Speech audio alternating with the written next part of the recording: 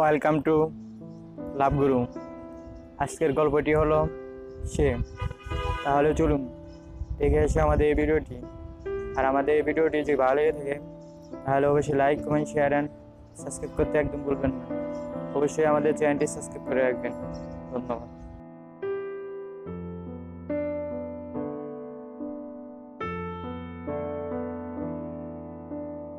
মোস্তফা সাহেব মৌলির দিকে আহত দৃষ্টিতে তাকিয়ে রইল।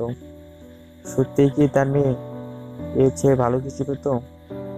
তার তো তা মনে হয় না, বরং সে যা পেয়েছে তার যথেষ্ট।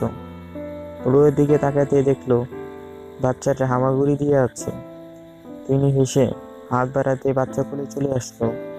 তিনি বললেন, 6 মাসের বাচ্চা, তুমি যদি এখন তাকে তোমার মায়ের জড়াতে পারো তাহলে দেখবে সে তোমার হয়ে থাকবে, তোমার মেয়ে হয়ে থাকবে। এতটুকু বাচ্চা খারাপ লাগছে এর জন্য?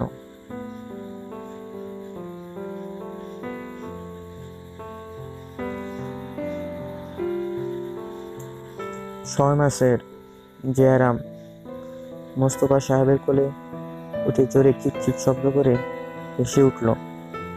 তারপর অবাক হয়ে মোস্তফা সাহেবের দাড়িতে হাত বুলালো। মৌলি বলল, 15 মিনিটের জন্য দরদ উঠলে উঠছে, ওর জন্য খারাপ লাগছে, কিন্তু আমার এত বড় একটা ক্ষতি করার পর তোমার খারাপ লাগছে না? আমি এখানে থাকবো না, চলে যাব। এখান থেকে চলে গেলে তুমি আমার বাড়িতে জায়গা পাবে না। আমি তোমাকে ত্যায্য কন্যা করবো।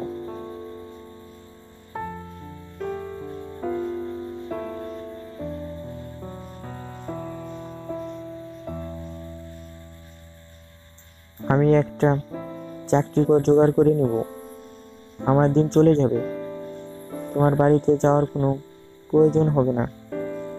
বাইরের জগৎটা কখনো দেখেছো কতটা নির্মল তুমি জানো? আর হাজার হাজার মানুষ বেকার বসে আছে, তারা তোমার থেকেও শিক্ষিত, তাদেরই চাকরি হচ্ছে না। এখন তোমার চাকরি হবে বলে তুমি আশা করছো? মলি কিছুক্ষণ চুপ করে থাকার পর বলল, আমি কারো দ্বিতীয় স্ত্রীর পরিচয়ে থাকতে পারবো না। বাবা প্লিজ, আমার জীবনটাকে তোমরা এইভাবে নষ্ট করতে পারো না।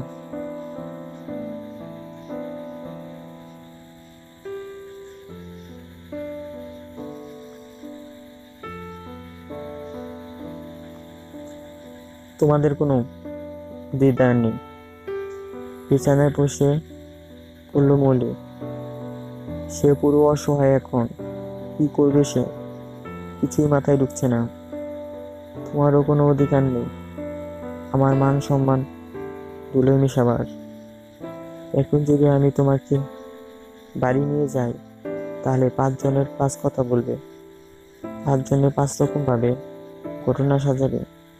তুমি এখানে থাকো, এদের সাথে মানিয়ে নাও, দেখবে তুমি সুখে থাকবে। আমরা তো চাই তুমি সুখে থাকো, ভালো থাকো।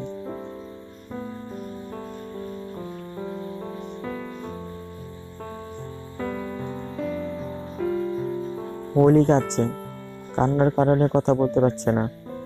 মোস্তফা সাহেব মেয়ের মাথায় হাত রাখলেন। তিনি ভেবেছিলেন তার মেয়ে সুখে থাকবে এই বাড়িতে। মৌলি বলল, আমার কি মনে হচ্ছে জানো, তোমরা আমার নিজের বাবা মা না। নিজের বাবা মা হলে আমাকে কখনো এখানে বিয়ে দিতে না। আর এখন সমাজের বয়ে আমাকে এখানে জোর করে রেখে যেতে না।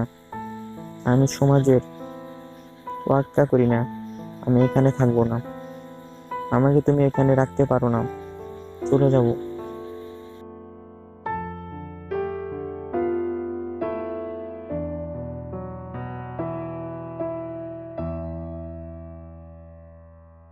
বেশি পড়ালেখা করার ফলাফল, মেট্রিক পাস করার পর বিয়ে দিয়ে দিতাম, তাহলে আর এমন হতো না। শোনো, আমি চাই না তুমি তোমার বোনের পথ অনুসরণ করো। তোমার বোনের জন্য এখনো লোকে ছিছি করে। বাবা মা সন্তানের খারাপ চায় না। তোমার খারাপ হবে এমন কাজ আমি করিনি। মুড়ি, তার বাবার দিকে তাকালো। সে হালকা কুঁচকে গেল। উঁচু গলার স্বরে বলল, যা খারাপ করার তো করেই ফেলেছ, এখন যাও তুমি, কোনো প্রয়োজন নেই তোমার, থাকো তুমি সমাজ নিয়ে।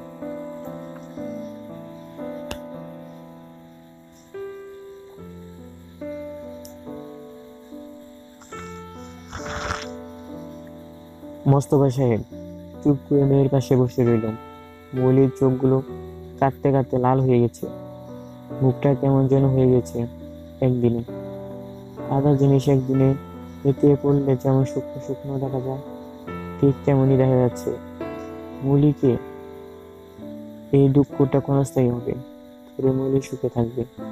মোস্তফা সাহেব কিছু না বলে উঠে দাঁড়ালেন। তিনি কষ্ট পেয়েছে মৌলির কথাতে। সাজেদা বেগম দরজার আড়ালে থেকে আপনার কথা শুনছিলেন। তার মনে একটা সন্দেহ ছিল সেই প্রথম দিন থেকে।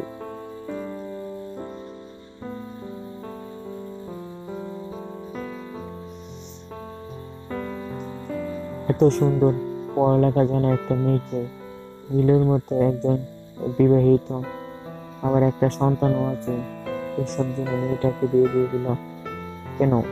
মেয়েটা তো সত্যি নীলের থেকেও ভালো কাউকে পেত। মোস্তফা সাহেবকে উঠে দেখে তিনি রুমের ভিতরে গিয়ে জিয়া রেখে মোস্তফা সাহেবের ফুল থেকে নিয়ে বললেন, আমি কখন থেকে ওকে খুঁজছিলাম, যখন থেকে হামাগুড়ি দিতে তখন থেকে এগোর ওগোর আমাকে দূর করিয়ে মারে। মোস্তফা সাহেব হাসলেন, তারপর বললেন,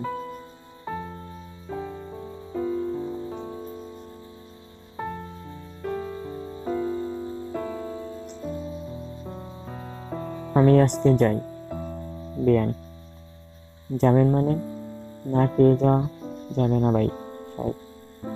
সাজেদা বেগম মোস্তফা সাহেবের কোনো কথাই শুনলেন না। একটা খাওয়ানোর পর ছাড়লেন। মোস্তফা সাহেব মৌলিকে খাবার খাওয়ার জন্য ডাকলো। মৌলি আসলো, কিন্তু তার সাথে খেতে বসলো না। অথচ বাড়িতে 3 বেলায় তারা একসাথে খেত। মৌলি, তুমি খাবে না? দেখো, আমাদের উপরে রাগ করে না হয়ে টাকাটা কি ঠিক নিল? মৌলির দিকে তাকিয়ে রইল।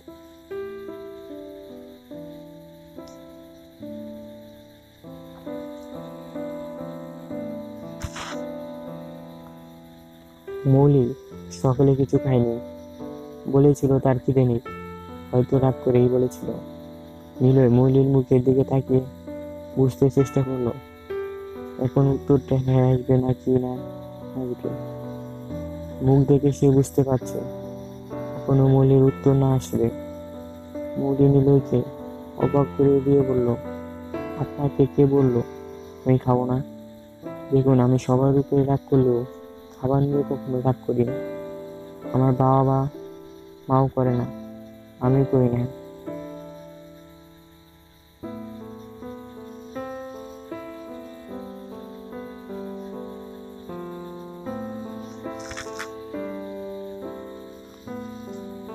নিলয় ব্যাগ কিছুক্ষণ মৌলির দিকে তাকিয়ে রইল, তারপর দরজার দিকে এগিয়ে গেল।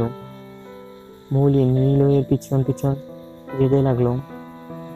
লোকটা কি ভাবলো, তাদের জন্য আমি না খেয়ে থাকবো? না খেয়ে মরে গেলে কি হবে? আমি কিছুই পাবো না। একবার অস্ট্রেলিয়ায় বিষয়টা লেগে গেলেই চলে যাব। এখানে রেডিমেড বাচ্চা মা হয়ে আমি কখনোই থাকবো না।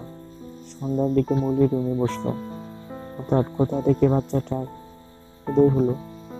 বিরক্ত নিয়ে একটু সরে বসলো, কিন্তু বাচ্চাটা এসে ওর পায়ের নুপুর ধরলো। মৌলি বিরক্ত নিয়ে বলল, এই যাও এখান থেকে। বাচ্চাটা কি বুঝবো কে জানে। সে শব্দ করে হেসে হাতে তালি দিল, মুখে বুবু কেমন একটা অদ্ভুত আওয়াজ করলো। মৌলির বেশ ভালো লাগলো। বাচ্চাটাকে কখনো ভালো করে খেয়াল করিনি। এত মিষ্টি চেহারার বাচ্চা সে কখনো দেখেনি। তার ছোট ছোট হাতগুলো রূপার ছোট ছোট ছুরি, মাথার চুলগুলো কুকড়ানো, চোখগুলোতে একটা মায়া আছে। চোখগুলো কেমন যেন ছলছল করছে, মনে হচ্ছে এখনই কেঁদে দিবে।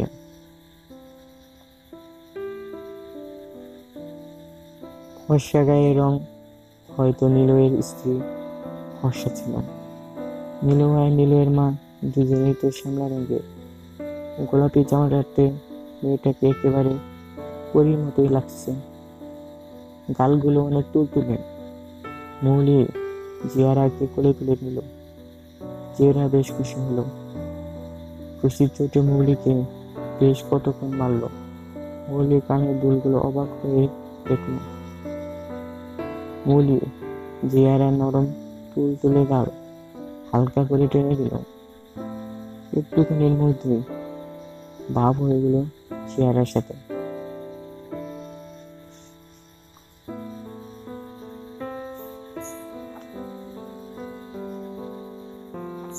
খিলখিল করে হাসে মেয়েটা, আর অদ্ভুত অদ্ভুত সব শব্দ বলছে, যার পরিচয় মৌলির অজানা। সে কিছুতেই বুঝতে পারছে না, বুঝবেই বা কি করে, সে তো আর বাচ্চা দেখিনি। মৌলি নরম গলায় বলল, নাম কি তোমার? কিছুক্ষণ হা করে মৌলির দিকে তাকিয়ে থাকলো। তারপর হঠাৎ করে মৌলির মুখে একটা চর বসিয়ে এলো। তারপর খিলখিল করে হাসতে লাগলো। হাসতে হাসতে মেয়েটার চোখে পানি এসে গেল। মৌলি বেশ অবাক হলো। সে ভাবতে লাগলো, কেন বাচ্চাটা তাকে মারল।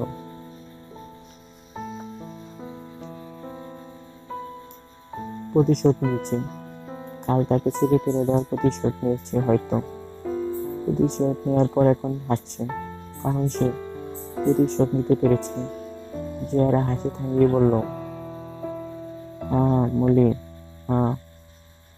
এর মানে ভাবতে লাগলো, কি হতে পারে এর মানে? হয়তো সে বলার চেষ্টা করছে আমি জিতে গিয়েছি। মৌলি হাসলো। সে কি ভাবছে এগুলো? বেশ কিছুক্ষণ মেয়েটার সাথে কাটানোর পর মৌলির মনটা ভালো হয়ে গেল। সেও হাসলো অনেকক্ষণ পর। এখন জিয়ারার কাছে থেকে অদ্ভুত অদ্ভুত ভাষাগুলো রপ্ত করে ফেলছে সে।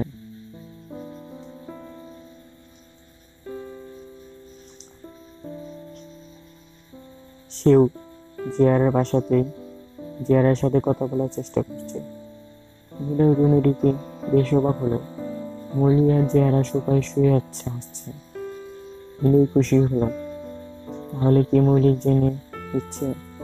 হঠাৎ করে মৌলি বলল, আন্টি ডাকো তো। না আন্টি। মৌলি কয়েকবার চেষ্টা করলো আন্টি ডাকার জন্য, কিন্তু ব্যস্ত হলো। মেয়েটা উল্টে এমন শুরু করছে যে তাতে মৌলি মুখে মালা চুরিয়ে উঠছে। উন্না দিয়ে নিজের মুখটা মুছে নিয়ে বলল,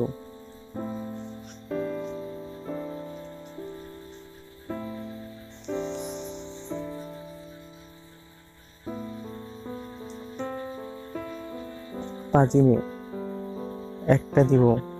জিয়ারা হাসলো, কিন্তু নিলে বেশ ভয় পেয়ে গেল। কাল রাতে যেভাবে ছুটে ফেলে দিয়েছিলাম, আজকে না তাই করে। তার আগে তার মেয়েকে মৌলির কাছ থেকে আনতে হবে। নিলয় তাড়াতাড়ি মৌলির কাছে এলো।